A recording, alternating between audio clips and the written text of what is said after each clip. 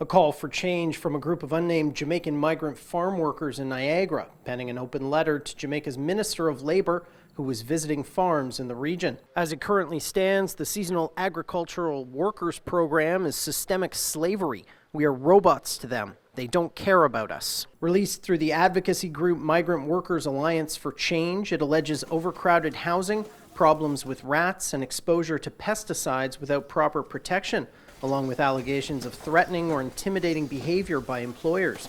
They want the Jamaican and Canadian governments to act, but say they are too afraid of reprisal to speak against their employers publicly. The entire system is entirely based on exploitation and abuse, and significant changes need to be made immediately. Today, the federal ministry that oversees the Foreign Temporary Farm Workers Program is calling the allegations inhumane and violations of the rules, saying it is communicating with Ontario's Ministry of Labor, which says its investigation is ongoing.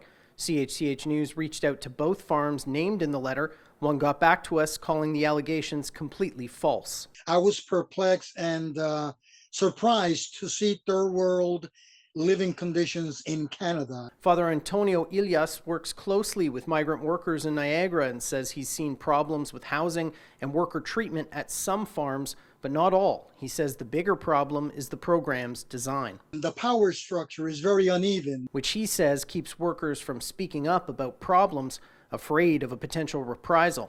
If they say something, they will no longer be requested for the next season. I'm not going to address the allegations one at a time. Ken Forth is a Hamilton farmer who employs migrant workers and is part of the Ontario Fruit and Vegetable Growers Association. He says there are multiple levels of oversight and inspection by different levels of government to ensure conditions are good. It's not slave labor. These guys, we have to comply to the Employment Standards Act and all those things. They're covered by workman's compensation. It's just a really good program that unfortunately somebody wants to ridicule.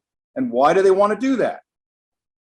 Because they want to unionize them, and in simple terms, they want their money. The Growers Association says the program is vital for the food supply, as few Canadians want to work these types of jobs. Matt Ingram, CHCH News, Hamilton.